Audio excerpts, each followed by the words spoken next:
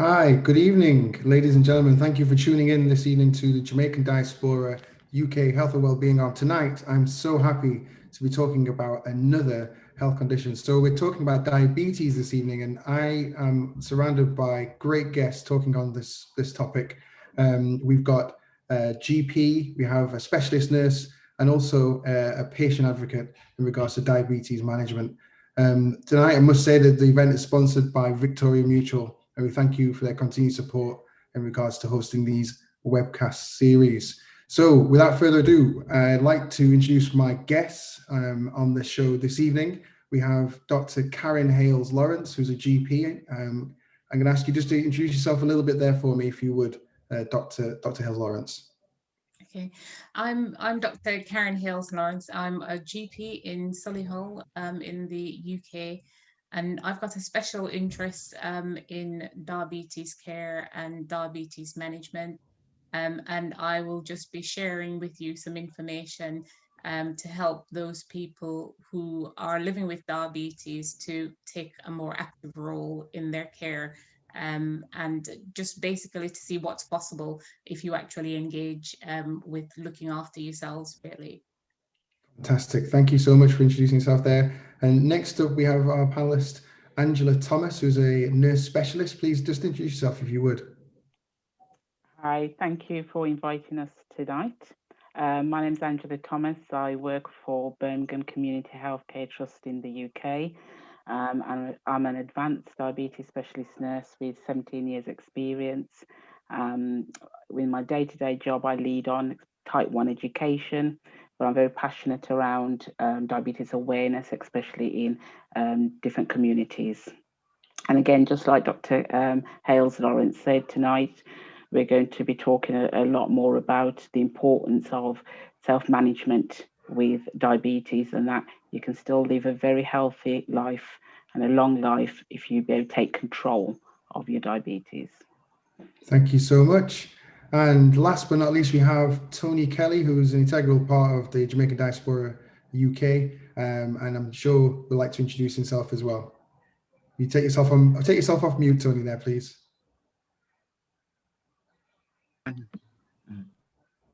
Oh, you put yourself back on. I did. Oh God, there you technology. Go. Right. Okay. Thank you, Dr. Burton, for having us all on this panel tonight. My name is Tony Kelly. I'm a diabetes ambassador, advocate, and champion. A patient with diabetes, which you'll hear more of later. And then June next month is 9 years since I've been on this campaign, trying to get people like Dr. Hales-Lawrence has said and Angela Thomas have said. Both have said, I'm passionate too with them about getting this message out there to our communities in terms of our living with it, managing it, controlling it. And those who don't have it, prevention, as my grandmother used to say, prevention is better than cure. That's me. Fantastic. Thank you so much. So if we get the slide series up and for Dr. Karen Lawrence, while we wait for the slide series to be presented, we would just like you to obviously post any questions that you have. Please post them. Any questions that come through, we'll be able to answer them after the slide set, and then we'll take it from there. And if you're listening to Jamaican Diaspora's UK Health and Wellbeing Arm, tonight's discussion is on diabetes, and I'm eager to re-educate myself in aspect of the diabetes because there's always continuous learning to be had. But without further ado, I hand over to Dr. Karen Hales-Lawrence. Okay, just one moment. Okay.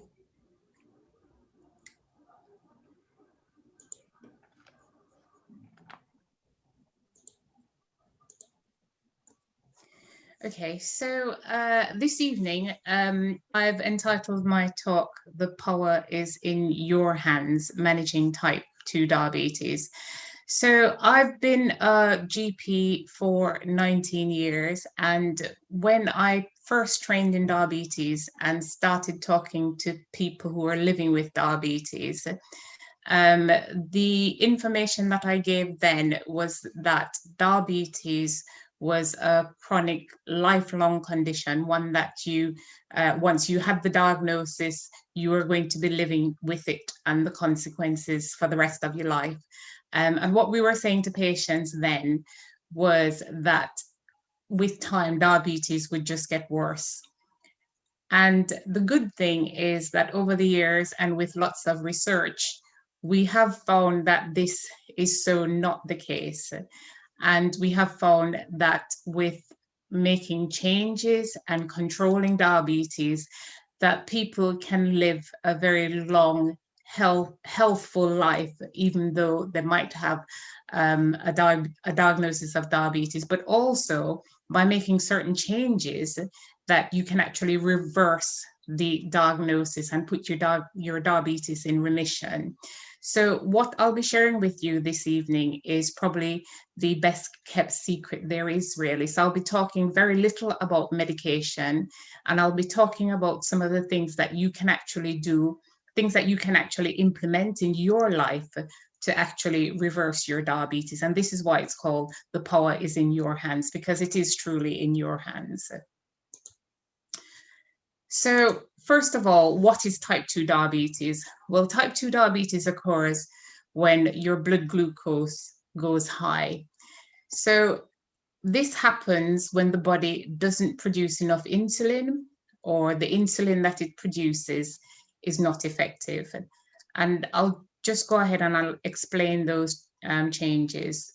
So in normal carbohydrate breakdown, and I'm going back to basics here, and I'll explain to you what is carbohydrate. I apologize to some of the people who may already know, but yesterday I said to this lady that you needed to decrease the carbohydrate in your diet, and she said, well, what's carbohydrate? So I'm going to go very basic, and basically carbohydrates are what we call macronutrients in the diet. So you've got carbohydrates, you've got fats, and you've got protein. So it's a group of substances in our diet, usually found in such foods as bread, rice, and potatoes. So that's what we call carbohydrates.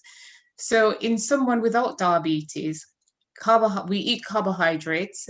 Carbohydrate goes into the body. It gets broken down. It releases glucose, sugar, into the bloodstream, and then that glucose gets taken up into the cells via a hormone called insulin, which is produced by the pancreas. So that happens in someone who doesn't have diabetes. In someone with diabetes, the carbohydrates go in, they get broken down into the body and into the bloodstream. But here is where there is a deviation from what should happen. So in someone with type 2 diabetes, they don't produce enough insulin, or the insulin that they do produce is faulty. So what happens is it doesn't drive the glucose into the cells. They stay in the bloodstream.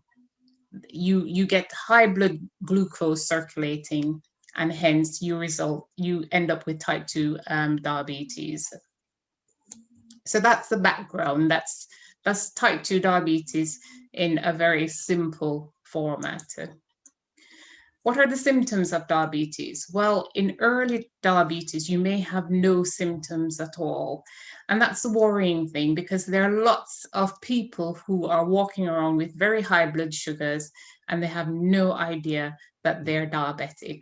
And that's a problem, because as we go on, we will see that diabetes can cause, it's basically a multi-system condition, and it results in changes in a lot of different organs.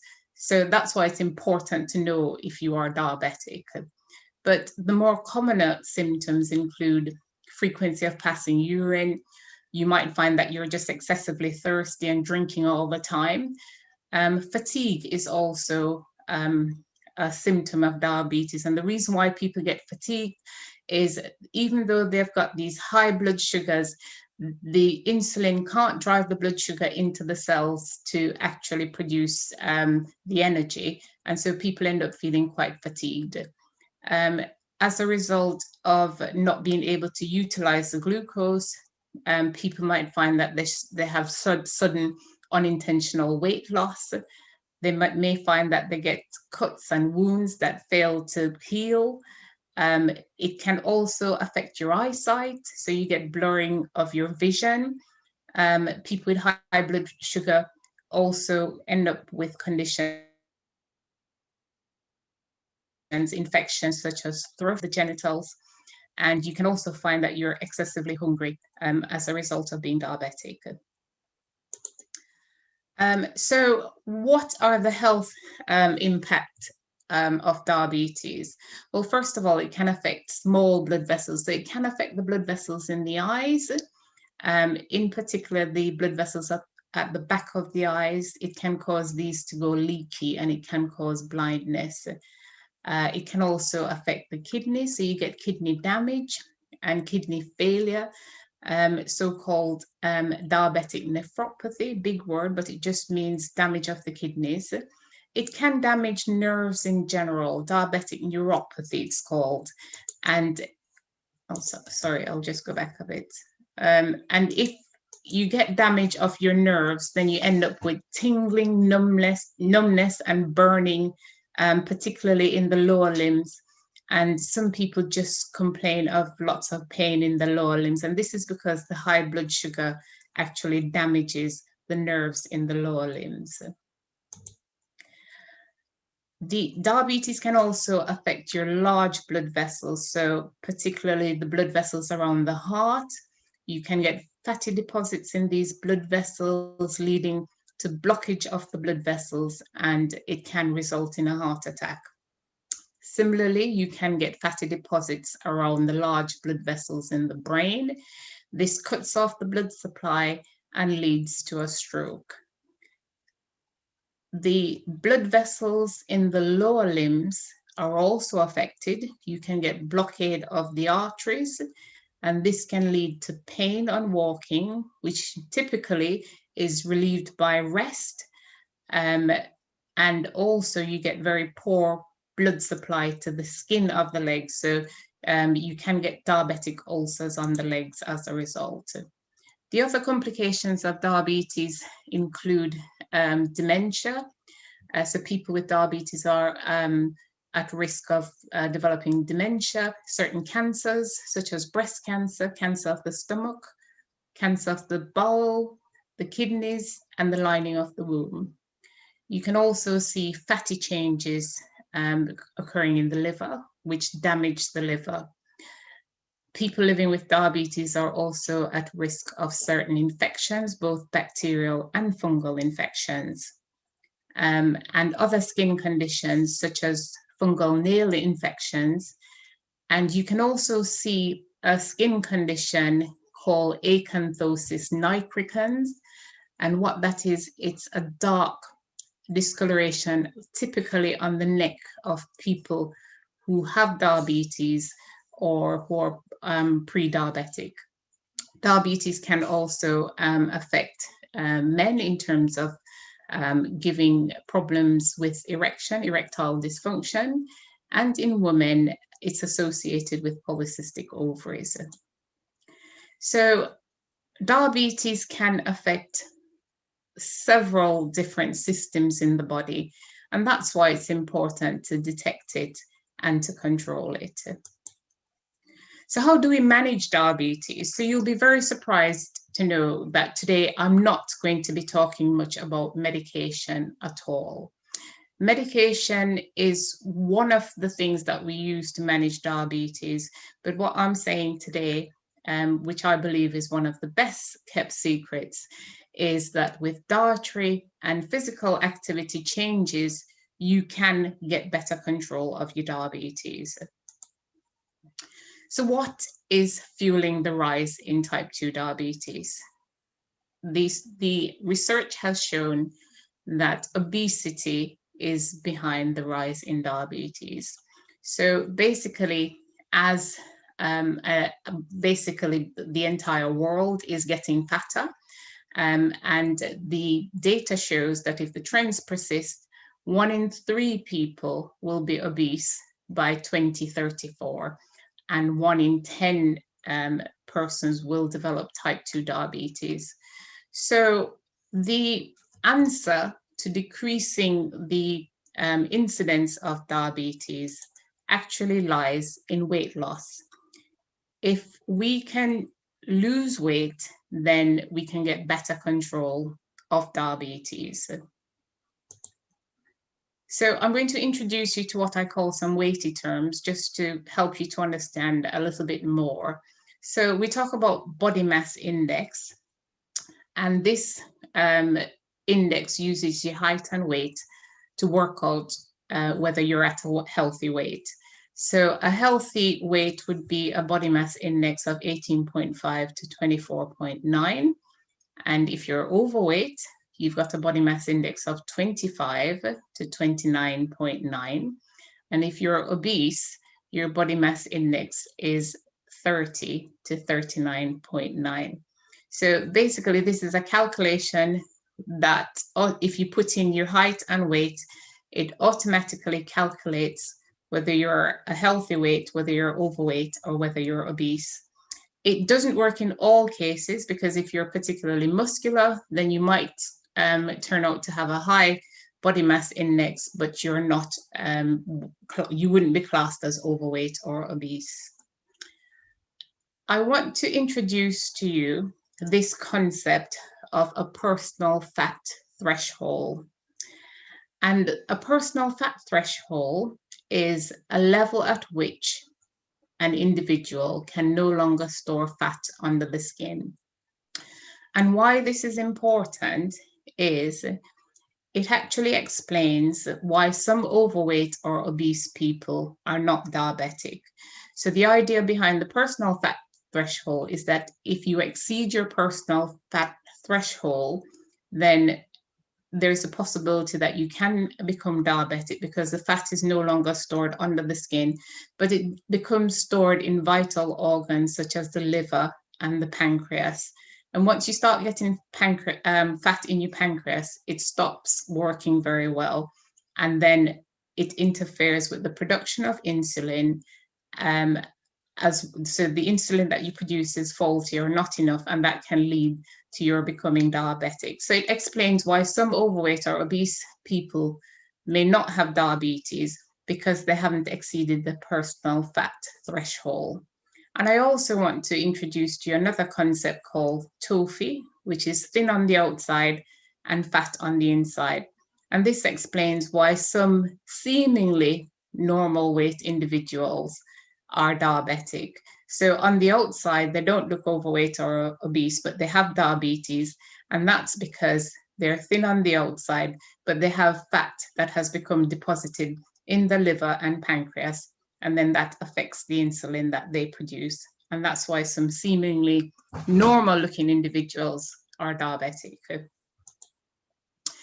So when it comes to weight loss strategies, what we need to be aware of is that there's no one size fits all.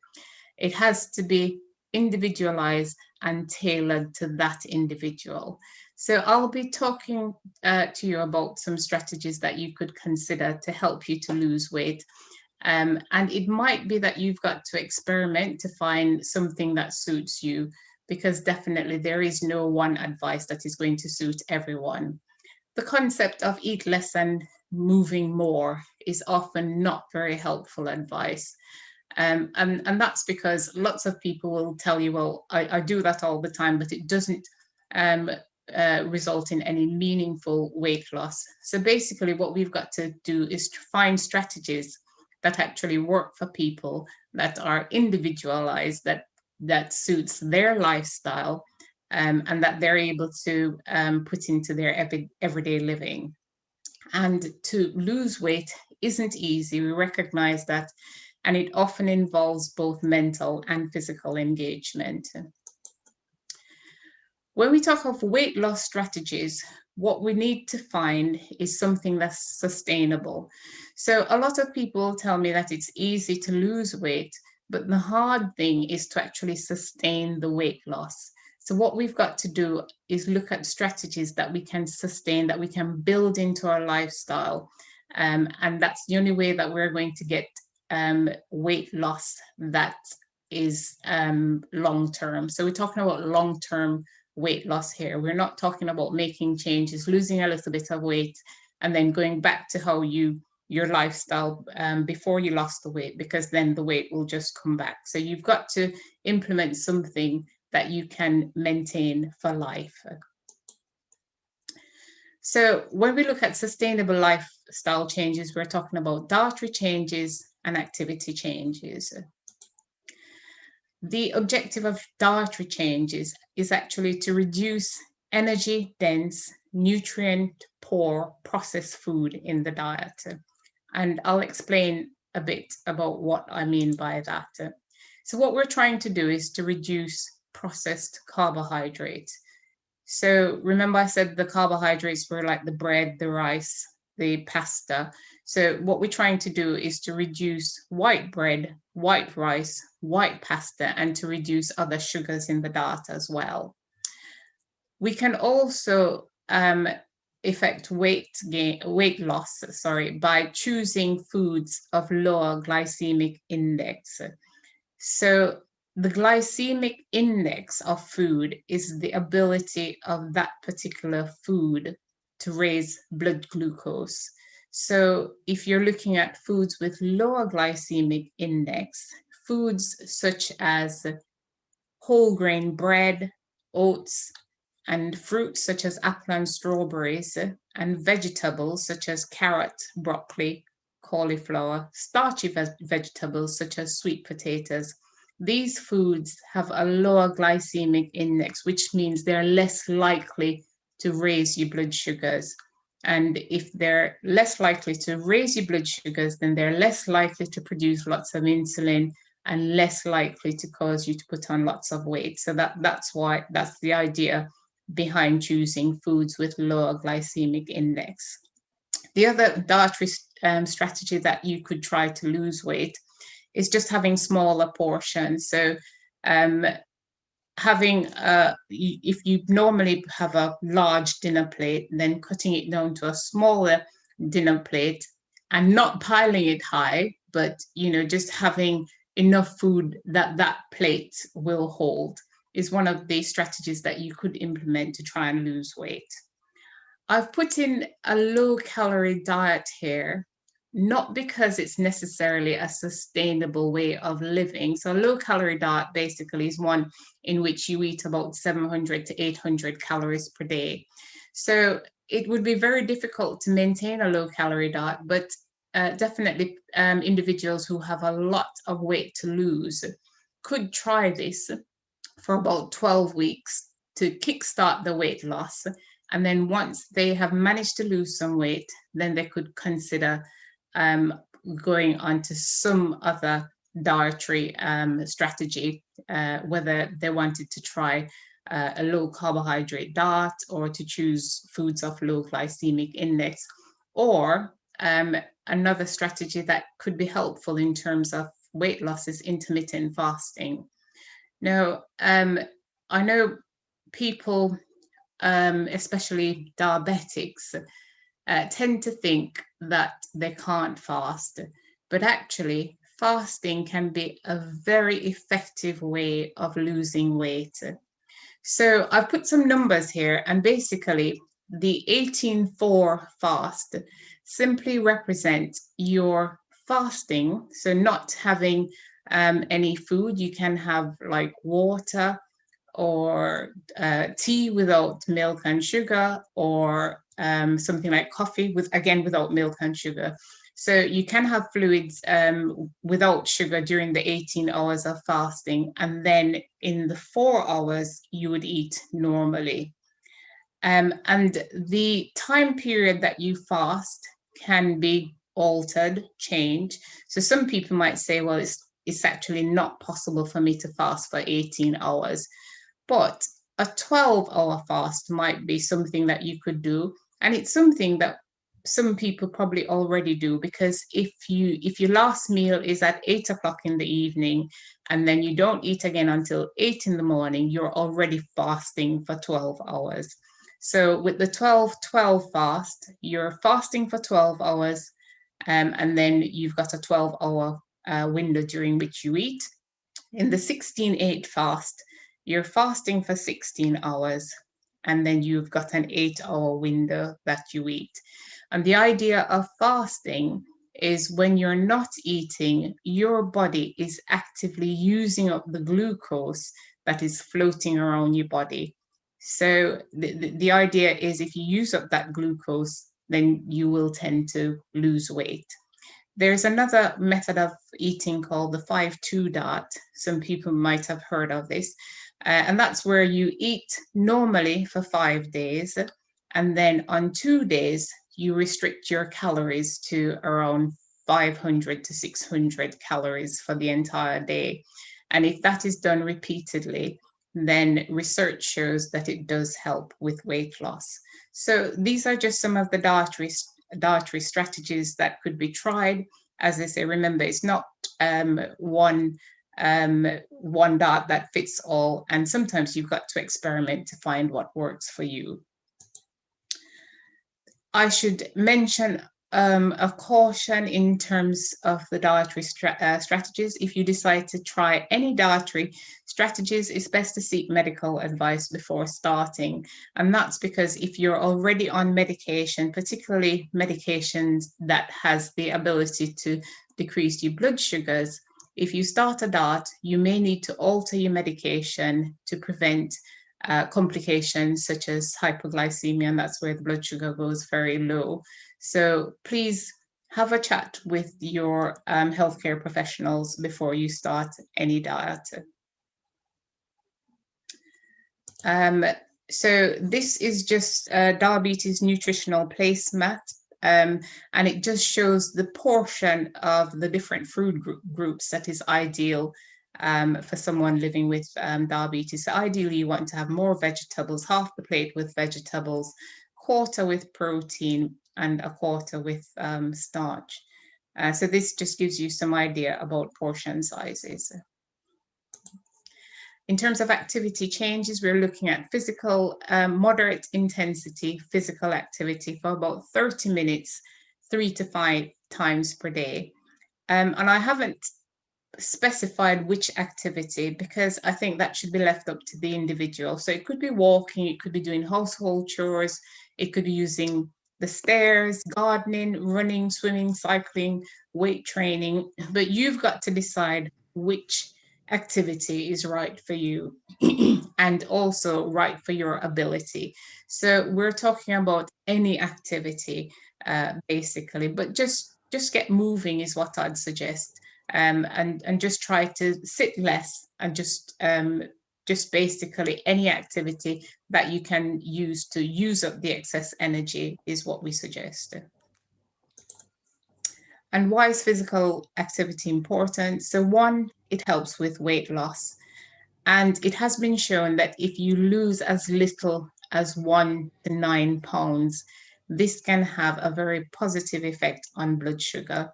So that's why physical activity is important. It results in a decrease in blood glucose. It increases the body's sensitivity to insulin, which is what you lose when you become diabetic. It decreases our cholesterol level, decreases blood pressure, and it reduces the risk of stroke and heart disease and other complications. So in summary, type 2 diabetes is a major cause of ill health, and if uncontrolled, it can lead to serious illness and death. The rising incidence is being fueled by an epidemic of obesity. However, type 2 diabetes does not have to be a chronic condition that we control by medication. By making changes in our diet and activity, we can bring about changes that can control diabetes, and in some cases, in very motivated individuals, can result in a reversal of the changes that you see in diabetes. So I'd like to empower you that the power is in your hands, and with simple changes in lifestyle, you can make big changes in terms of managing and putting type 2 diabetes in remission. Thank you. And those are just my references. Thank you. Dr. Hales Lawrence, thank you for a beautiful lecture there, sort of from top to bottom, really, just sort of looking at diabetes in terms of, you know, how it comes to fruition and the simple steps that can be taken to try and manage the condition. In exploring that a little bit further, we've got our nurse, advanced nurse specialist, Angela Thomas. So if you get you to load your slide series. And in between times, I'd implore people to ask questions on the slides that you see coming up before your eyes. And any questions that you have surrounding diabetes, we've got 3 panelists here who are really educated in it, and I'm really grateful for them coming along this evening. So, Angela, you're over to you. Thank you, David. My presentation is really around taking control, because as a specialist nurse, we tend to see more complex patients with diabetes. However, part of my role is to be able to support patients in self-management around diabetes, so taking control of their diabetes. So next slide, please. So what I'm going to do is start off with some numbers to sort of so you can have a better understanding of what's the scale of the problem here in the UK. So 4.9 million people in the UK have diabetes. Now, 10% of those people will have what we call type 1 diabetes, but 90% will have type 2 diabetes. And obviously it's type 2 diabetes that we are focusing on tonight, because type 1 diabetes we manage very differently. 850,000 people are living with the condition but do not know they have it. Okay, and what the figures state is that 6 out of 10 people will have no symptoms. So what we see is that people can live with diabetes for anything from 5 to 10 years and not know that they've got it. And it's not until when they start to develop some of the complications that Dr. Hales-Lawrence was talking about that they get diagnosed, and often it is actually quite late. But what we want to say today is early diagnosis, and you can treat it with without medication, with diet and exercise. So 13.6 million people are at an increased risk of type 2 diabetes, and that's due to the obesity epidemic that we've got going on in the country, across the world. And 1 person is diagnosed with diabetes every 2 minutes. So that just shows you the scale of the problem. However, 3 out of 5 of these cases are type 2 and they are preventable. So diabetes can be prevented. Next slide, please. So globally, there's a massive problem. So it's not just here in the UK that we're having an increase in diabetes. According to the International Diabetes Federation, there's 463 million people in the world living with diabetes. And we expect this number to rise to over 700 million by 2045. And diabetes causes 4.2 million deaths a year. Next slide, please. So why is diabetes important? People who have diabetes have a reduced life expectancy compared to people living without the condition. So they can die up to 10 to 20 years earlier. And more than 500 people a week will die early because of diabetes. And I think Dr. Hales-Lawrence already talked about diabetes causes serious complications. But we also in the NHS find that £10 billion a year is spent on diabetes care, and 80% of that budget is spent on the complications. And as we know, that complications can be prevented. Next slide, please. So the impact. So we know that people can have eyesight problems, people can have kidney failure through diabetes, but every week we see 169 amputations in the NHS. That equates to about an amputation every hour. 680 strokes, 530 heart attacks, and almost 2,000 cases of heart failure. But we also see 30 people a week who suffer seriously eye conditions because of diabetes. And also over 10,000 people in the UK are living with kidney failure. So it's a very serious condition. Next slide, please. So who's at risk of type 2 diabetes? So we know that the older we get, then we're at a higher risk of developing diabetes.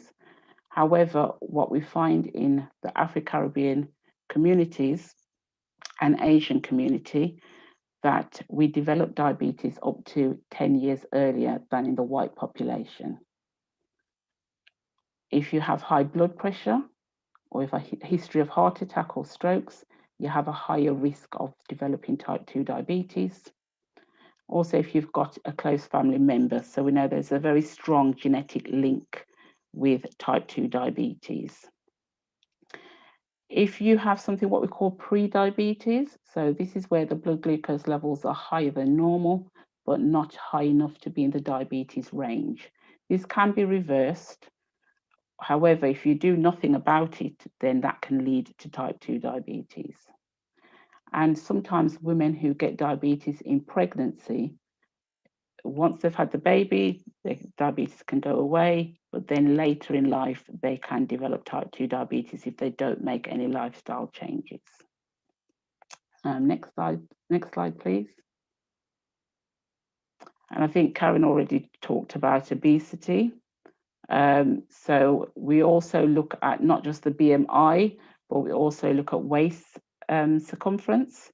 So men with a waist circumference of 94 to 102 centimeters, very high risk of developing diabetes, and even greater if it's over 102 centimeters. And for women, a high risk if it's over 88 centimeters. Next slide, please. But we're at even greater risk of developing diabetes because of our ethnicity. So in the Asian community, they're 6 times more likely to develop diabetes, type 2 diabetes, and African Caribbean, we're 3 to 5 times more likely to develop type 2 diabetes than the white population. Now, we know in the South Asian community that it all depends on where the fat, if the fat tends to be in the middle, so they carry their weight around the abdomen, that affects how the insulin works. So therefore, they have a higher risk of developing type 2 diabetes. That is the case mainly in African and Afro-Caribbean, but recently there's been some new evidence, and they're doing some research around Black African men. And what they're looking at is, why do Black African communities have a higher risk of type 2 diabetes? Because what they're finding now is that it's not always to do with obesity. So there's more research going on around the cause of type 2 diabetes in the African and Caribbean community. Next slide, please. Okay, just go back a slide. Sorry, I forgot to mention something. I just also wanted to mention around other risk factors of developing type 2 diabetes is if someone has mental health, some of the medication that is prescribed for mental health can increase blood glucose levels. People who are living in more socially deprived areas have a higher risk of developing type 2 diabetes. If you smoke, again, you have a higher risk of developing type 2 diabetes. Next slide, please. And I put this slide in hope, because we've just talked about all these figures, what's telling you that you're going to have you may have complications, there's amputations, you might go blind through diabetes. But at the end of the day, there is actual hope. If you take control and manage your diabetes, then there's no reason why you can't actually live a long, healthy life with reduced risk of any diabetes complications. Next slide, please. And I think Dr. Hales Lawrence talked quite a lot about management of type 2 diabetes. So I've just got a couple of slides to go through. Healthy eating, physical activity, and medication. Again, we see a lot of patients in clinics who are getting one tablet after the next tablet. They come, have to have injections. But what we try to educate our patients to say is actually you can manage diabetes through healthy eating and physical activity. And what we're trying to do is avoid keep adding in tablets. The evidence, the research shows that if you can even just lose 5% of your body weight, there's great health benefits. And I don't know if Dr. Hales touched a little bit about putting diabetes in remission, but that's also possible. And you just need to lose 10 to 15 kilograms of your body weight to be able to put diabetes in remission. But again, if that's something that you would like to do, have a chat with your healthcare professional, just because obviously we need to be closely monitored, especially if you're already taking medications such as insulin. But there is hope that you can put diabetes in remission. Next slide, please. And carbohydrate, a lot of patients who attend our clinics, they'll say to me, I don't understand why my blood glucose is so high. I don't understand why I've got diabetes. I don't eat nothing sugar. I don't eat nothing with sugar. But it's also about starchy carbohydrates. So it's your natural sugars, your foods with your added sugars, and then foods like your yam, your green banana, rice, bread, cereals. When that's all broken down, it all converts into glucose, and that enters the blood, and then the blood glucose levels go high. Next slide, please. And this slide here is just to give you an indication. So here you've got the blood glucose icon, and one blood glucose icon is equivalent to about 5 grams of carbohydrate, which is equivalent to about 1 teaspoon of sugar. So if you have a banana, which is about 17 grams of sugar, carbohydrates, once that's broken down into the body and digested, the glucose enters into the bloodstream, and that equates to about 3 teaspoons of sugar. However, if you used to have something like a naan bread, as you can see on the picture here, how high the blood glucose level will rise, because obviously that bread has more carbohydrate in it. Next slide, please. And again, this is with rice. It's also about portion control. If you have a full plate of rice, you can see the impact it will have on your blood glucose compared to if you have a smaller portion of rice. Next slide, please. And I know as Caribbean people, we enjoy our hard food. We enjoy our rice and peas. We enjoy our drinks such as super malt and nourishment. But all these convert, when we digest them, they all get converted into glucose. And as you can see here, if you look on the bottom picture, where you've got your fish, you've got your tube dumpling, you've got your green banana, you've got your yam. And then if you look the impact it has on your blood glucose levels, once that's all, you've enjoyed the meal, but once it's all digested, it's broken down into glucose, and the blood glucose levels will be extremely high. So what we're saying is try and reduce the portion size. There's no need to have all that carbohydrate on your plate, because what happens if you're not using it, it all gets converted and stored as fat. Okay, next slide, please. Next slide, please. Yep, thank you. And this is just an example. Oh, go back. This is just an example of how you can make change. You can make a swap. So you want more vegetables on your plate, a smaller portion of, say, rice, and then you've got your portion of your protein, such as your chicken or your fish. So you can see the impact on from the first slide compared to the second slide, how much glucose is in the bloodstream after having each meal. Next slide, please. So I'm a great believer in education, not just generally, but all specifically around diabetes education. I'm very passionate around education. And many of my patients have come to see me in clinic, they've attended education, and they've not had to go onto insulin. Or we've actually, in some cases, we've been able to reduce their medication. I'm not sure if you're aware that people with diabetes only see a healthcare professional for 3 hours a year. Yes, I say it again, people with diabetes only see a healthcare professional for 3 hours a year. So it's not a lot of time you spend with a healthcare professional. So the rest of the time you have to manage the condition yourself. And this is where you have to take control. So we've got across the UK, there's many education and self-help programs. You need to be referred by your GP, but by attending one of these programs, you can actually reduce your blood glucose levels. You can reduce your blood pressure. You can improve your cholesterol level, the amount of fat that's in your blood. You can lose weight. You can be more active, and you can learn how to make healthier choices.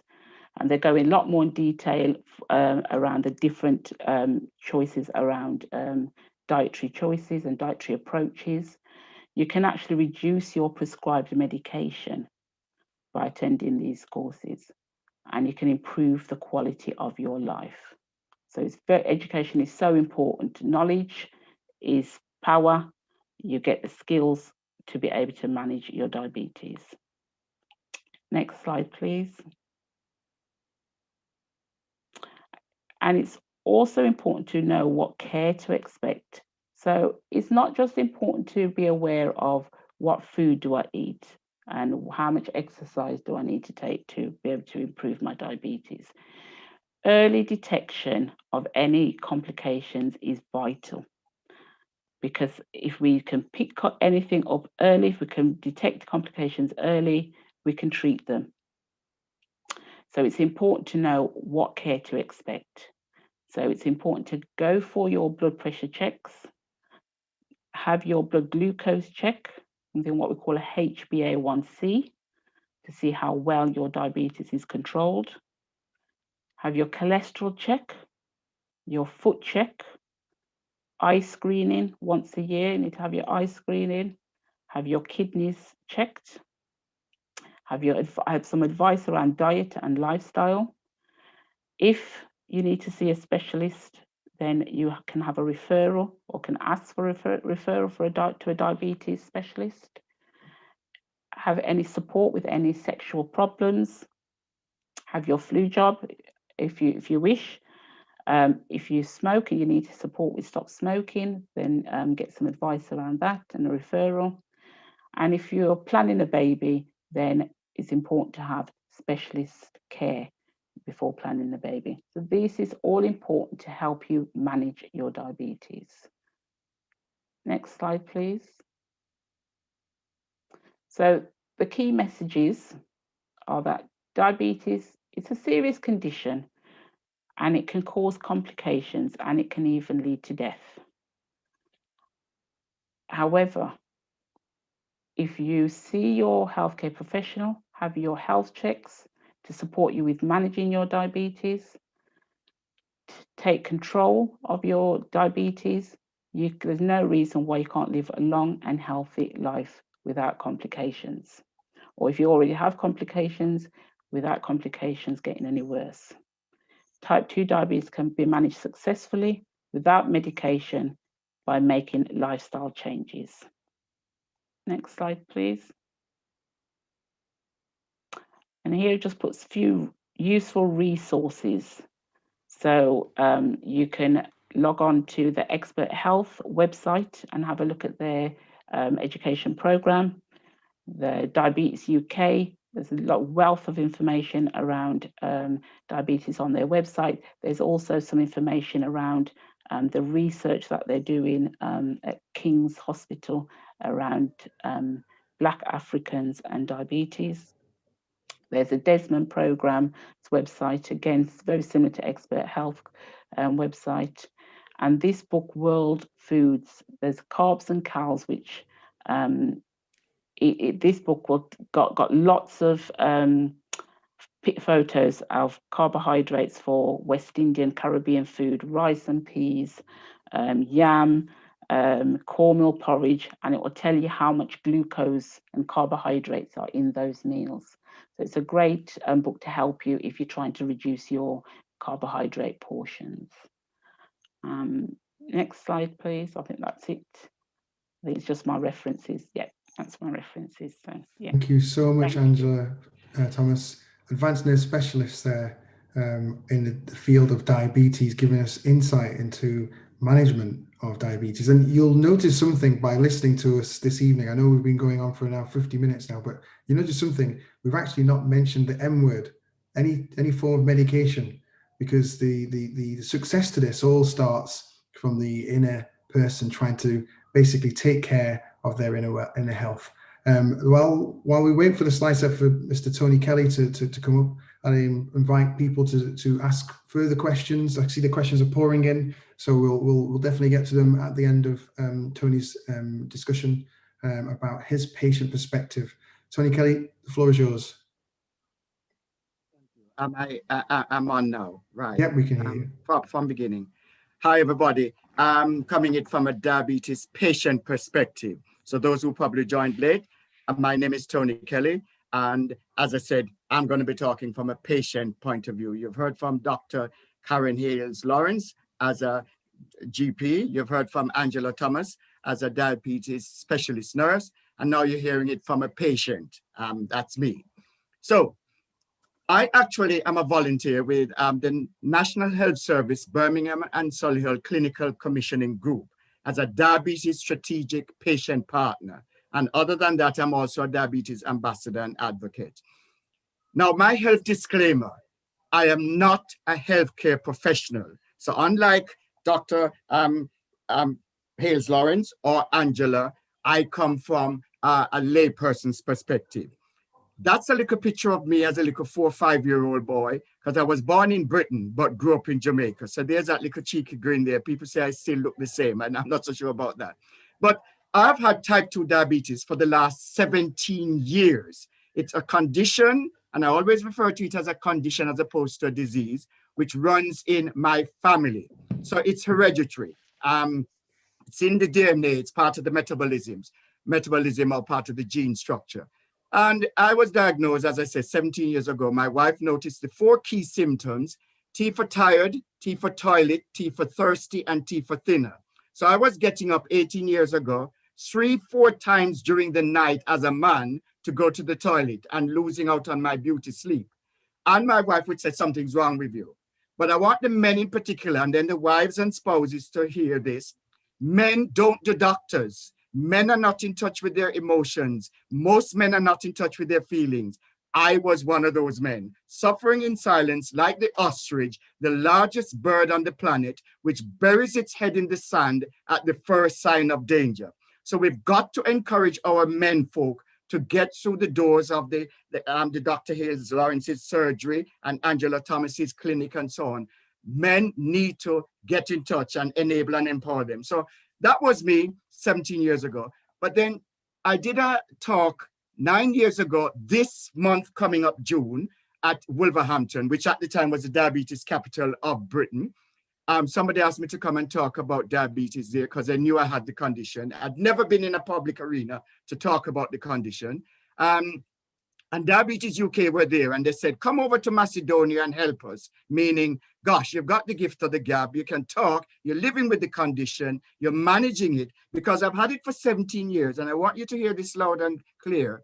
I have never taken a tablet, a pill, a potion, or any medication for my type 2 diabetes. Strictly by diet and physical activity, I am living with this condition. So, next slide says here, and it's important I show this and big up my relatives. The National Health Service was formed in 1948 after World War II finished in 1945. So in 1948, the National Health Service was formed in Britain here. However, if you look at a lot of stuff about the National Health Service back then, they have airbrushed out of the National Health Service the contribution of people from the Caribbean and parts of Africa and Asia. My aunt in the middle from Bath St. Thomas, Aldith Richards, came here in 1952 to become a nurse in London, trained as a nurse in London. On the left, my mother came in 1953 to join the National Health Service to train as a nurse. My aunt, Yvonne Kelly, came in 1956. So that's 3 sisters from one family, from Bath St. Thomas, Jamaica, who came to build up the National Health Service. So we need to get the narrative changed. And that's me in my kitchen there in 2017, eating healthily, cutting up the vegetables and so on in preparation for our meal. So that's important for us to know. Another thing I want you to know is hard to reach communities. I go to a lot of events and people like to talk about hard to reach communities. And I say, who are you referring to? Oh, the Black people, the Africans, the Caribbeans, the Asians. And I just say, excuse me, are these people on Mars, Jupiter, on another celestial body, in the jungle, like that picture there, on Mount Everest, or in the deep blue sea? Do not patronize and condescend us by referring to us as hard to reach. If Muhammad can't go to the mountain must go to Muhammad. And I do, on average, per year, since I started on this journey 9 years ago, 150 community events, gurdwaras, mosques, churches, temples, residential homes, you name it. I go there and I knock on doors and I get people involved. So I'm saying to people, we need to get from behind our laptops and from out of our ivory towers and go and engage with communities. So this business of hard to reach doesn't exist in my vocabulary at all. Say marginalized, say historically neglected, or say things like historically, apart from historically neglected, marginalized is another one. There are other terms that you can use, underserved. So that's what is being said at the top there. So marginalized communities are the sight and hearing impaired. I do a lot of work with people who have sight issues, learning difficulties, African Caribbean people, traveling communities, white working class people, and I don't find any of them hard to reach. I manage to reach them. Prevention is better than cure is the message I give out. If in doubt, check it out. And don't tend to go for the tried and tested places of health clinics, medical centers, hospitals, and so on. Find other places where you know people will be playing dominoes or be playing darts or the rum bar or the pub or wherever. That's the whole idea of getting into communities, community engagement, community cohesion. As I said, I was headhunted to sit on this body that I am now involved in. That picture just gives you a snapshot of the wards in Birmingham. I know people are listening to this from other parts of the country where diabetes is prevalent. And you will notice the higher numbers like Lozells is way up. Bardsley Green is way up. Alum Rock is way up. Handsworth is way up. Those are areas where what they call inner city or deprived areas, as opposed to leafy suburbia like Harborne and Edgbaston. It's areas where they have a lot of fast foods, takeaways, and so on and so forth. So we need to be mindful of what we're eating. And that's just a snapshot from 2019 to 2020, showing you the prevalence of diabetes in those wards within the Birmingham area. This video I won't show you, it's 2 minutes long, but go to the Diabetes UK website and watch this video at your heart's content. It's a 2-minute snapshot telling you clearly what diabetes is. Although you've heard it here, that can reinforce it quite well. Now, this I have to bring to your attention. We know we've been in various lockdowns and some people can't get to go to their GP to get their bloods done. You can actually go to the Diabetes UK website. It's a know your risk tool. Over 1 million people have been to this website. You don't have to go to your GP surgery. You put in your height, your weight, your gender, your ethnicity, and your age and your waist circumference. It can actually work out for you whether you are no risk, low risk, medium risk, or high risk of that type 2 diabetes. And if you're in the medium or high, it then signposts you to where The National Diabetes Prevention Program is done throughout the entire country. You can be signposted to go to a course, which is now done virtually because of us being in lockdown. I implore people to go to the website and try and find out what your risk is without even having to go and get your bloods done at a GP. And the whole idea of reducing risk, as Dr. Karen Lawrence has said, and Angela, eat a healthy, balanced diet, be more active, and if you smoke, then please give that up. Now, here's some fake things we hear out there. These are what we call cultural myths and misconceptions, which are some people truly believe, and we need to get rid of them. Diabetes, we hear, is a mild condition. It's only a touch of sugar. No. It is more than a touch of sugar. That's minimizing and trivializing it by calling it a touch of sugar. Relatives of mine in Jamaica had it, and I saw them, and I said, what you have? Oh, a touch of sugar. No. It's more than a touch of sugar.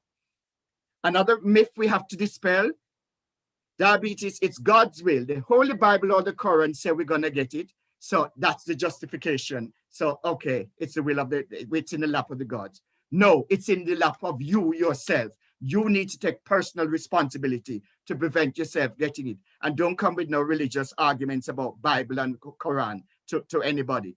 If one is fasting, number 3, Ramadan, and you test your blood sugar during the fast, you have broken the fast. That is another myth we have to dispel. Another one, being big is beautiful. I won't name the culture, but in some cultures, you will see the man who is as skinny or as thin, or in plain Jamaican language with Samaga, walking alongside his duchess, his queen, his princess, who is 4 or 5 times his size.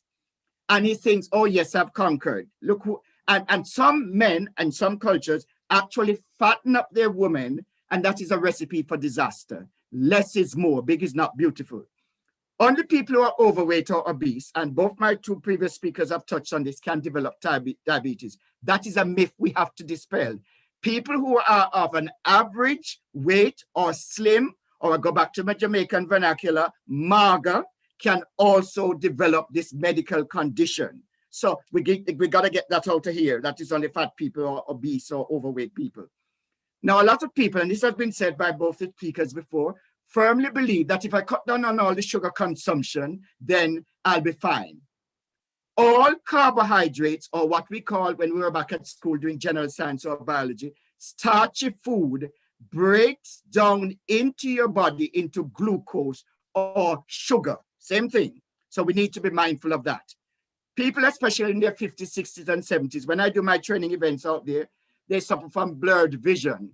And they seem to think it's because they're getting old. They're 60, 70, 80. No, it's the diabetes having its wicked way at the back of the eyes, causing you to have the blurred vision, which can then lead to blindness. And the 4 countries in the Commonwealth where rampant diabetes, blurred vision, and blindness is happening: Dominica, Belize, St. Lucia, and Jamaica. Those are the 4 Commonwealth countries where people are going blind, preventable blindness, because they seem to think, oh, it's just old age. No, it's nothing. It's to do with the diabetes having its wicked way at the back of their eyes. So they need to go. I say, everybody, we all have a car, or most of us have a car or a motor vehicle.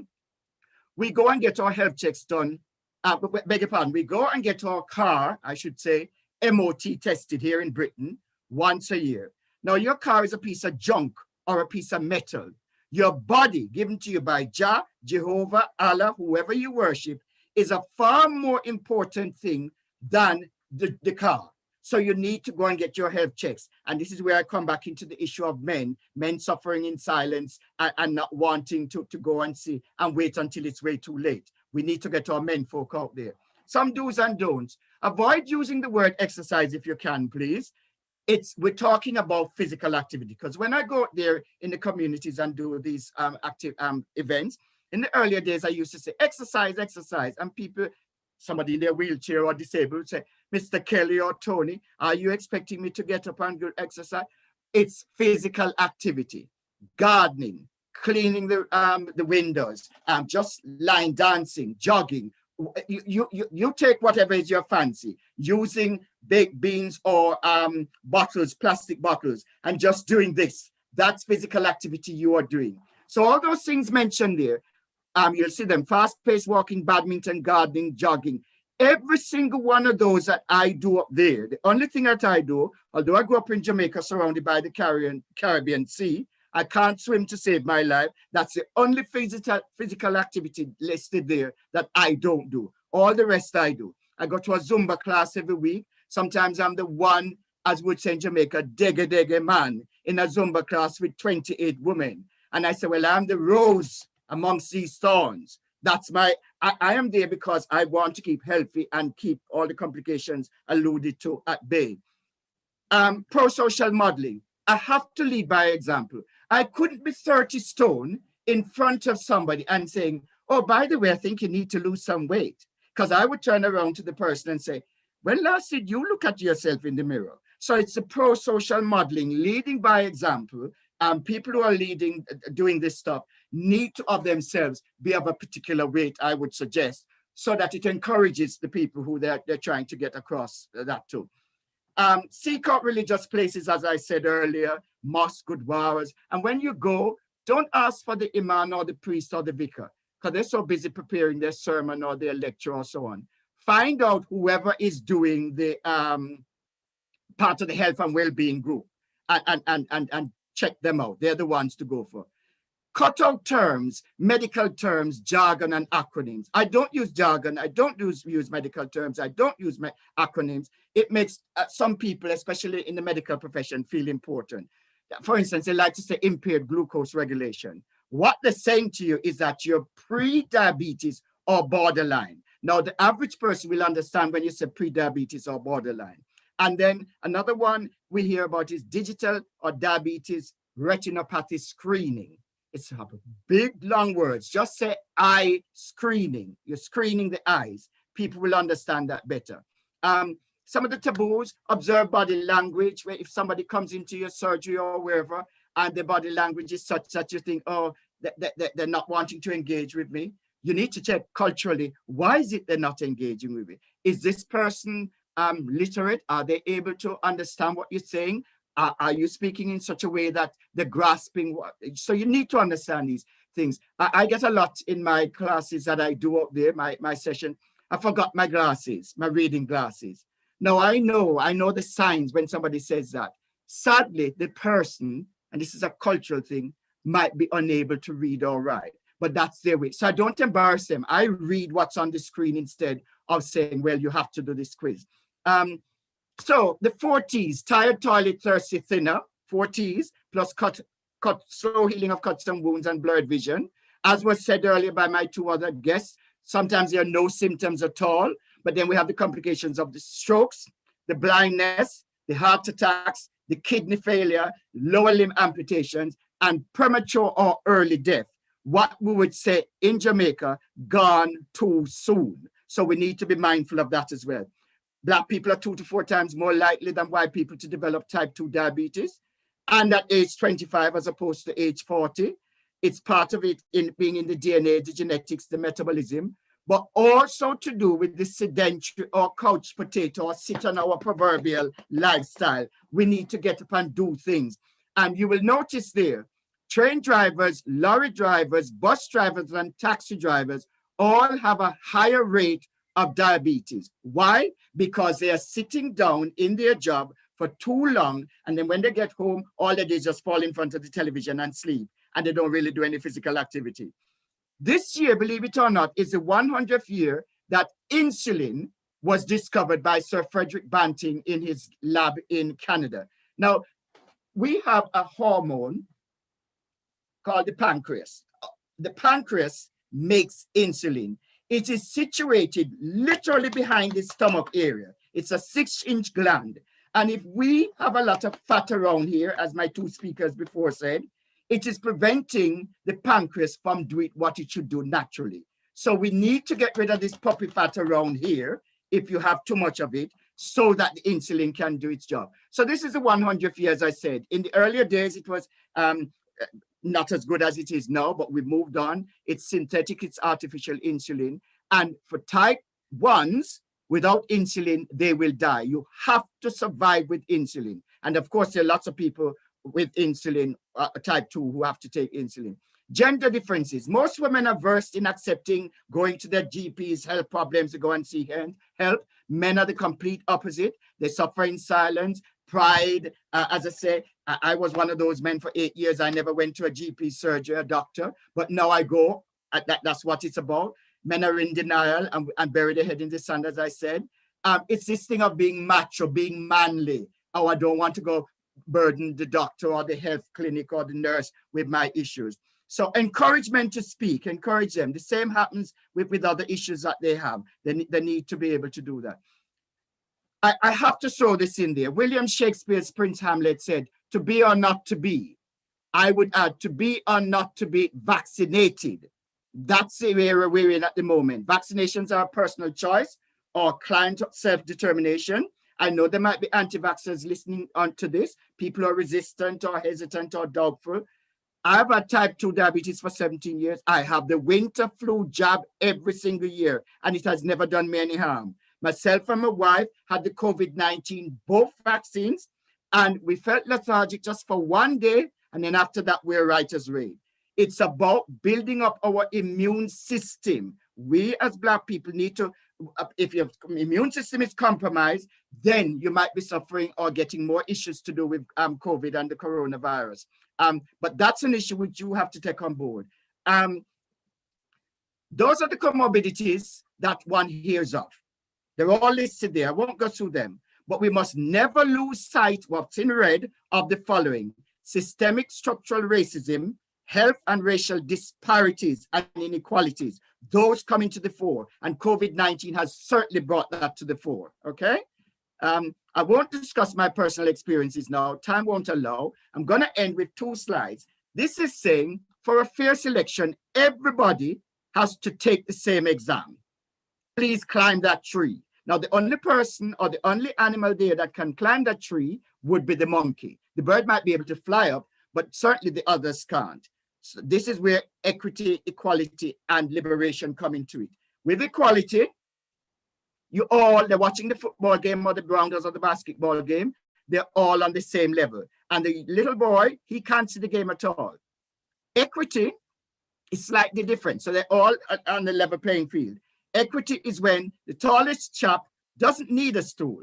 The one in the middle can stay on the stool, but the smallest chap, equity, he has or she has 2 stools so that they can see. We want to change the narrative. And we want to move the barriers and obstacles, and that by that I mean move the fence all together. We need to go out there and engage with people, move the fence, move the barriers, move the obstacles, move the hurdles, liberation, freedom. And on that note, we're changing the narrative. Thank you very much for listening.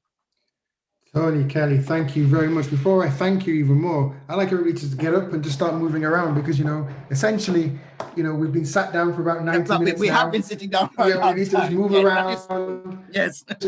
Yes.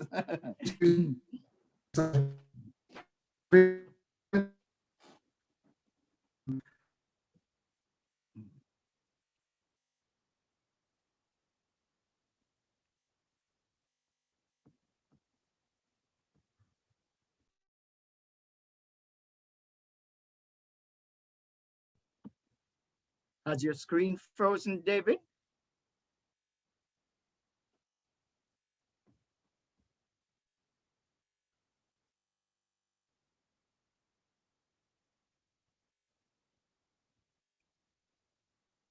What's happening? I think David might have lost his signal. Okay. Okay, so I think he's going to log back in. Yeah. Okay.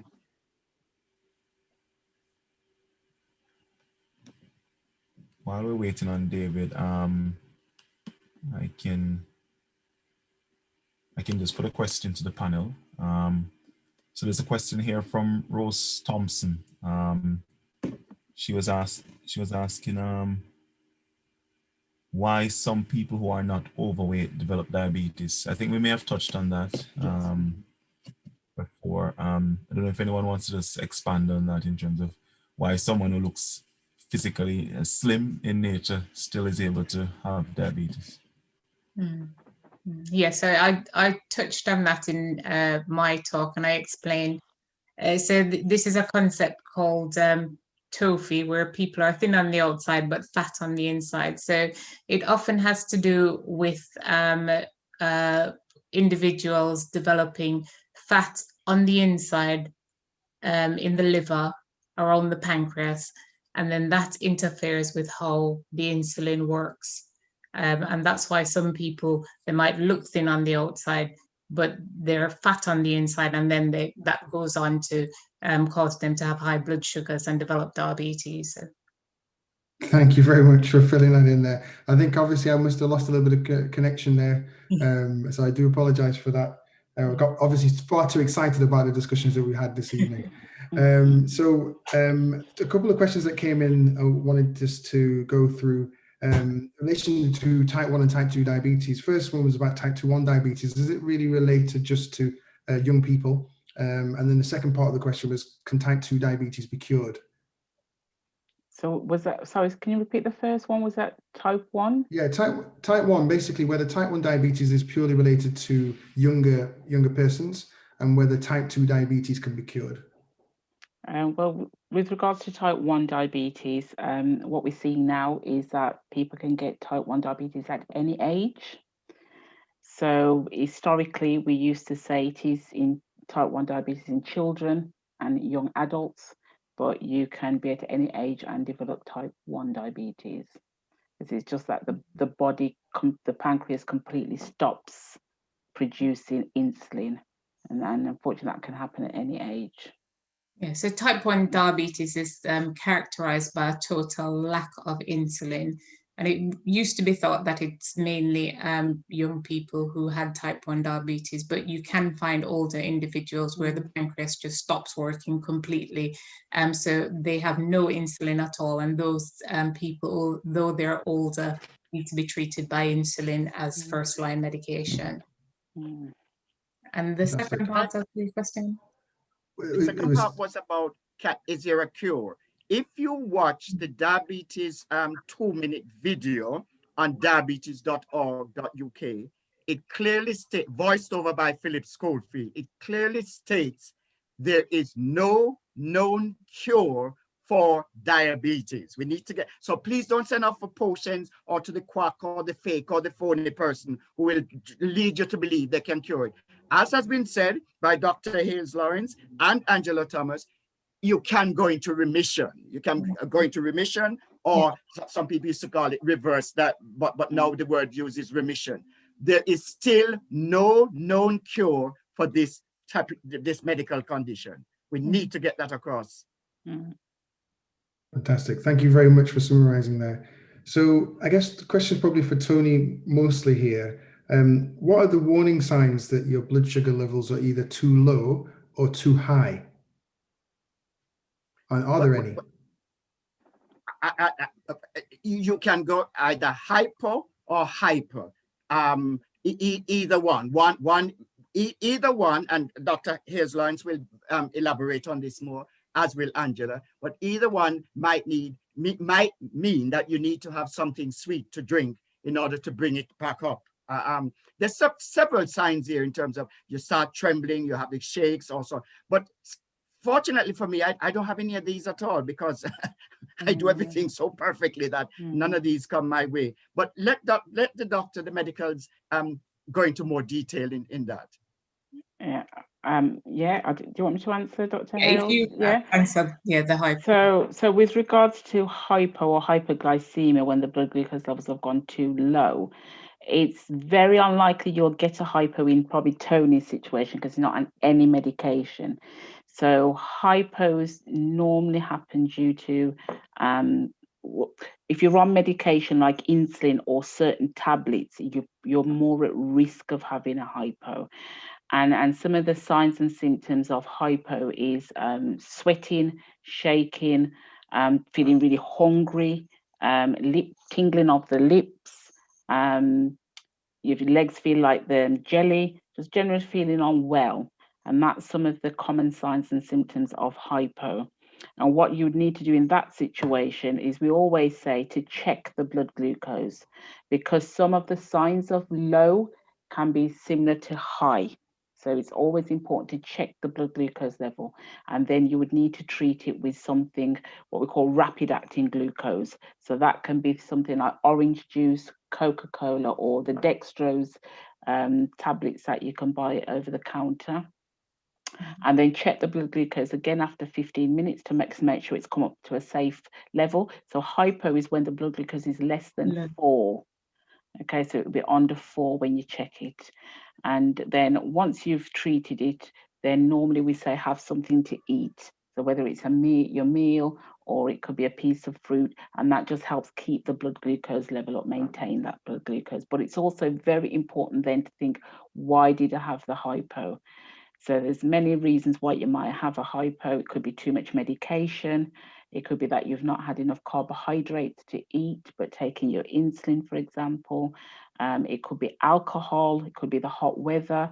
So it's very important to have a chat with your healthcare professional, your GP or your practice nurse or your diabetes nurse, and to get some advice around why you had the hypo, to try and prevent it from happening. Because when if you have recurrent hypos, eventually you can lose the signs and symptoms, and that's very dangerous, because then you can just have a severe hypo where you become unconscious. So it's very important then to seek that medical advice after hypo. Thank you very much. Was there a question about hyper? What were the symptoms of hyper? Yeah, so it was basically related to low blood sugar and also high blood sugar. So if you could touch on high blood sugar, that would be perfect. Yes, so hyperglycemia is high blood sugar, and that's what you find in diabetes, really. So the symptoms are what you find in a diabetic. So it's excessive thirst, you're tired, you're passing urine frequently, you might present with infections. So hyperglycemia is basically what you see in diabetes, and the symptoms that you would find are those that you'd see in someone with diabetes. Thank you so much. Yeah. And Sorry, go ahead. Sorry. Yeah, can I just also around the hyperglycemia, if you're finding that your blood glucose levels are consistently high, and someone who's got diabetes, again, it's very important you go and speak to your general practitioner or your practice nurse, because again, it may be that you would give you some advice around the diet, or if it's you're on medication, then that needs to be reviewed as well. So it's very important also because obviously we don't want people to be having prolonged periods of time with high blood glucose, because it's causing damage to the blood vessels. So then you need to get advice at that time as well. Fantastic. We've got quite specific question here in relation to sort of care in and amongst other ailments. So, for example, cancer therapy and diabetes. And I guess the question is really, should you have interaction with a diabetic nurse or other specialist prior to any cancer therapies?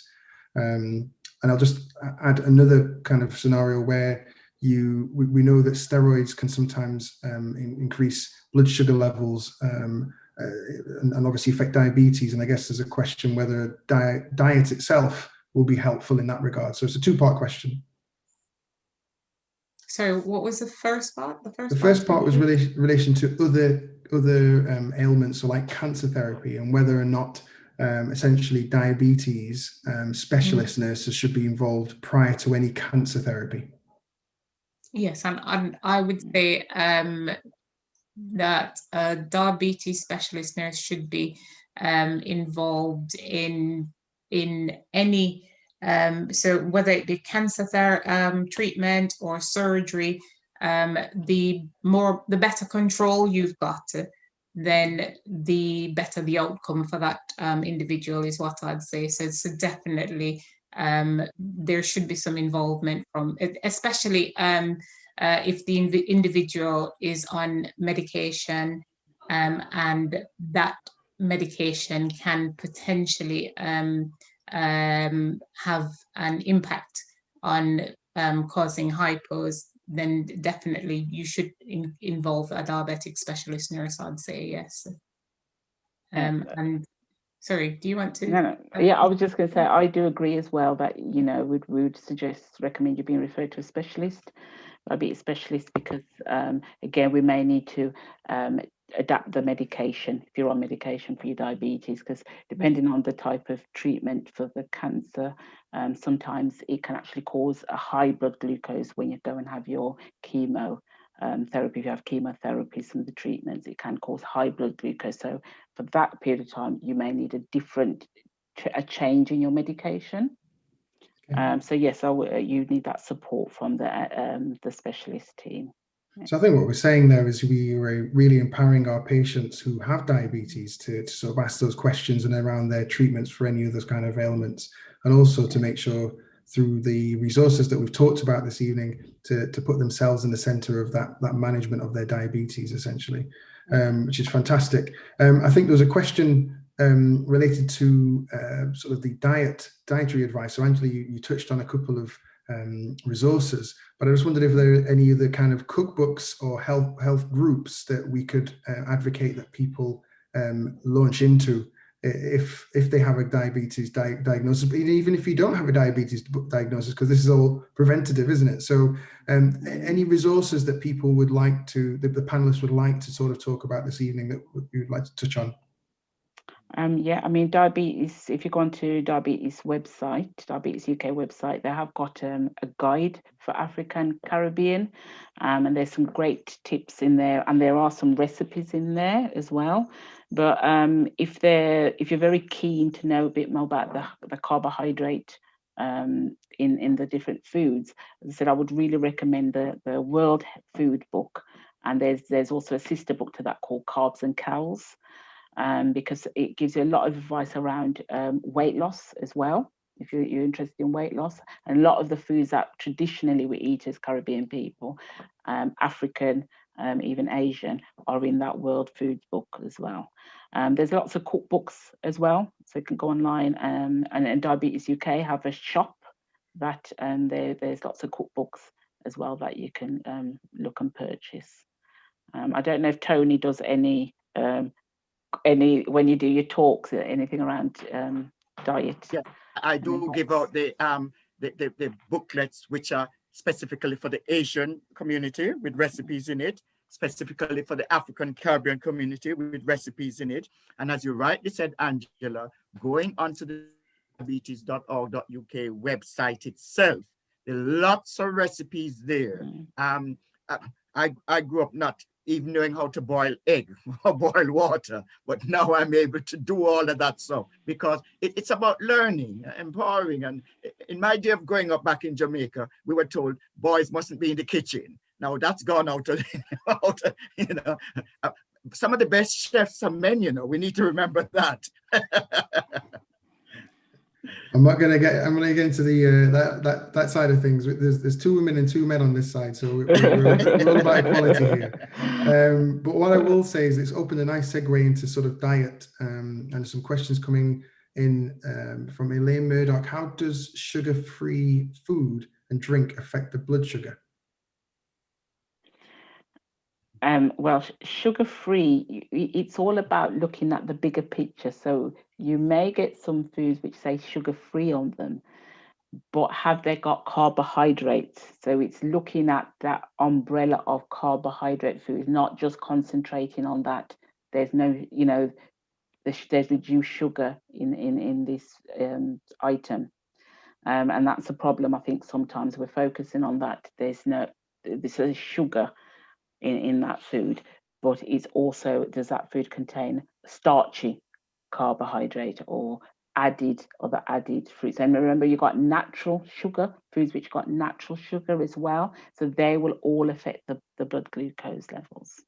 Fantastic, thank you. And I'd also add that people need to look at the traffic light signal. When you're going to most supermarkets now, if you look on the packaging, it will have red and amber and green.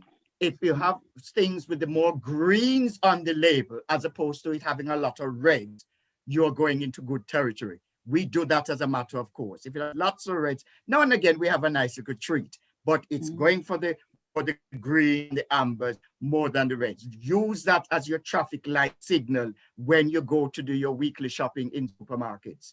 And that's a good guide for you. Red spells danger, just like the traffic light. You have to stop at the red light, amber, but go for the greens. The more greens, the better for you. No, more greens, less red. I like that. Speaking of greens, there's a question about from Cora Gordon. Does taking herbal teas, does that affect diabetes meds? And I guess as a broader question, are there any particular teas or drinks that you would think would be really beneficial from a health point of view that may well be sort of detrimental? Not necessarily from the diabetes point of view. So again, you can have your tea, coffees, your herbal teas you can have. It's what you're adding to that. So, if you add in, like, I spoke to somebody just this afternoon who said they had green tea, but they had honey. So it's what you're adding to that is going to be the important factor, the key factor. So you can have herbal tea, and that's not going to be a problem. But if you're adding the sugar or the honey to the tea, then that's what's going to affect your diabetes control. And I'd just like to add that some people believe that honey doesn't actually count because it's natural, but honey is just sugar. So I know lots of Caribbean people think if they choose honey, it's a healthy option, but it actually isn't. It is just sugar, and you're just adding sugar to your diet. So it's just to be aware of that as well. Thank you. I'm going to be a bit contentious here, Dr. Burton, and say, I came back to Britain. Tony, that's very unlike you, Tony. So go ahead. I came back to Britain in 1979. We go back to Jamaica often. And I've been growing up on Johnny cakes or fried dumplings. And then you go to Hellshire Beach and other places in Jamaica and everybody having festival. I said, why is this thing so sweet? Oh, we put sugar in it. You give me 1 million festivals, I'm not having them. There's no need to put sugar into your Johnny cake or fried dumpling and then calling it festival. That is a recipe for disaster. And I know some people are gonna not agree with me and say they love them festival, but I'm afraid it's not right. You shouldn't put sugar in Johnny cakes or fried dumplings. Full stop. You're saying there's enough carbs already. Why add more? Is basically what you're saying. I get it. Now a question from Kima Allen, and basically I think this question is really related to insulin. So once somebody started to take insulin as part of their treatment, and remember, this is the first time we've talked about medication this evening, and it's the last one of the last questions because we're rolling on here. But once somebody started insulin, is it possible that this can be reversed with dietary changes?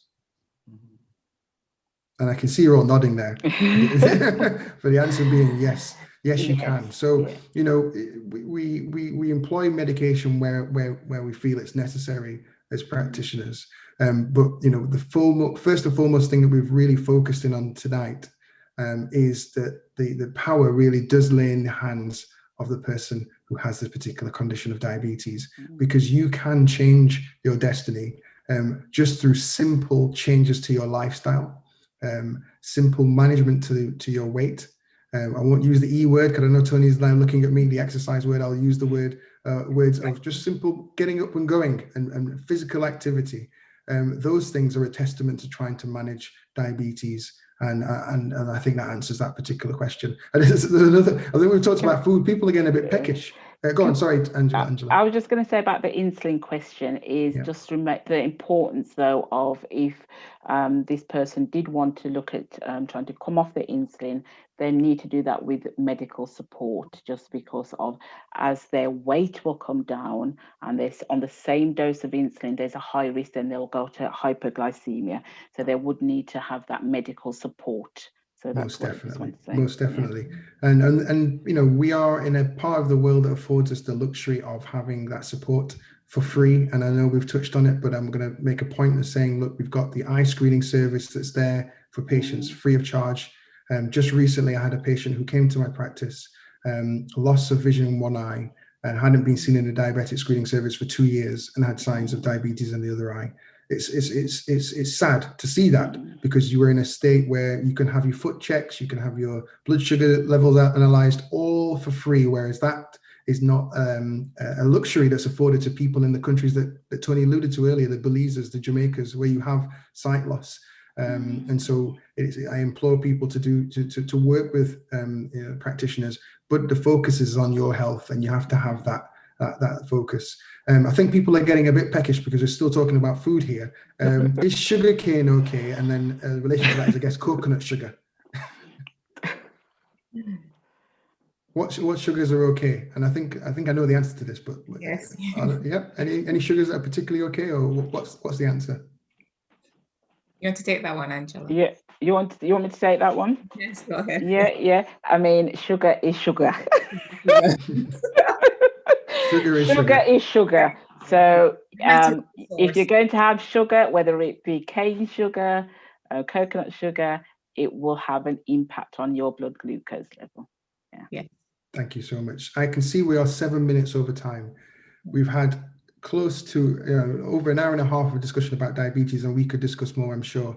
But I'd like to just wrap up this evening by asking each of the panelists, I'll give you a few moments to think about it, each of the panelists, just a summary of what you would say to a patient, and I guess to fellow patients, Tony, who walk through your door in regards to that first diagnosis of diabetes. What sort of empowering advice would you give to them?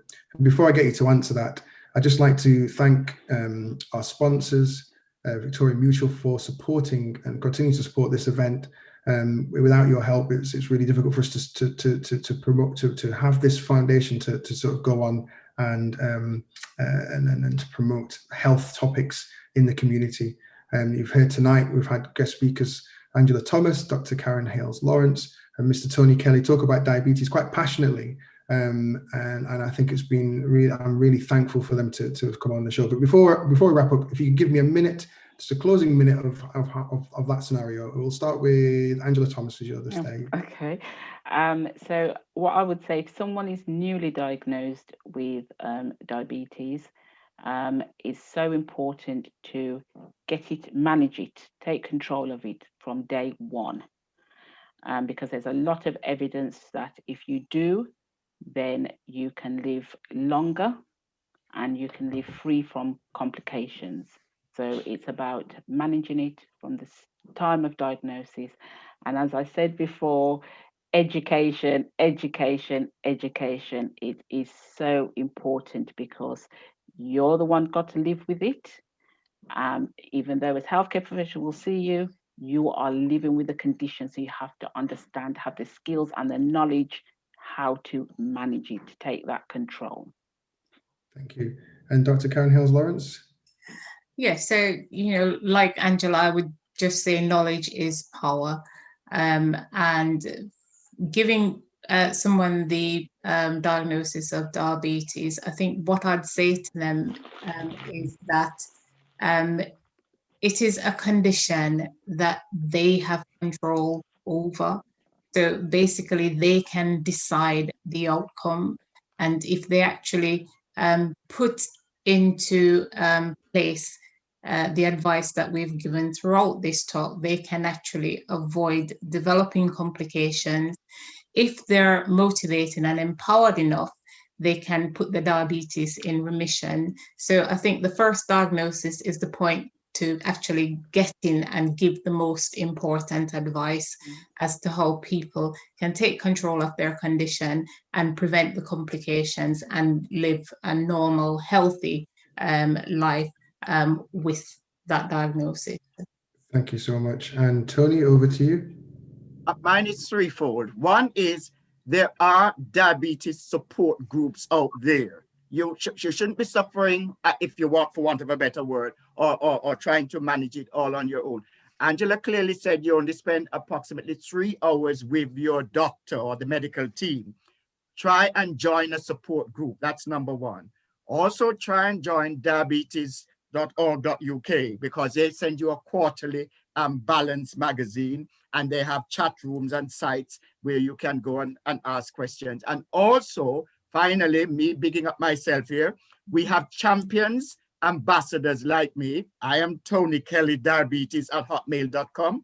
We go up there, we give talks, we speak to people, we encourage them, we enable them, we empower them. We know the National Health Service is very busy, But this is why we as volunteers, this is part of our role to also help people along the way.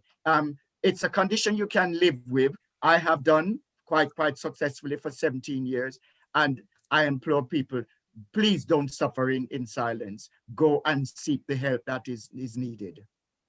Fantastic. And not suffering in silence, I want to just give a reminder that there's an event that Tony is going to be part of on Thursday, the 10th of June, 2021, 7 to 8:30 Jamaican time. So it's going to be 1 o'clock. You're staying up to the dawn. I don't know how you're going to manage that, Tony. But that is basically available on Zoom. The meeting ID and the passcode will be posted in the group on YouTube and on Facebook, so you can see the direct link for that.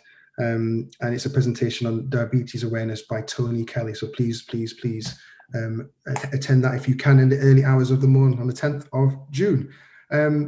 Last thing I wanted to say tonight is I'd like to thank Dr. Kevin Brown, ex-chairman of the Jamaican Diaspora UK, for being with us this evening. He's been invaluable over the past few months and was integral to the formation of the Health and Wellbeing Group, which allows us to discuss these health conditions as well as other things as well. So thank you very much for being with us this evening. And not most important, but very importantly, the panelists that have shared this discussion today, Angela Thomas, Dr. Karen Hales Lawrence, and Tony Kelly, and myself, Dr. David Burton. We're really thankful for you being part of this discussion today, sending in the questions, keeping diabetes awareness out there, particularly in the Black community, and discussing the topics today. Thank you for being with us this evening. I really appreciate it. Thank you. Thanks. Thank you. What good? What good. I don't have too much cane sugar. Thank you. Bye-bye, everybody. Bye-bye. Bye.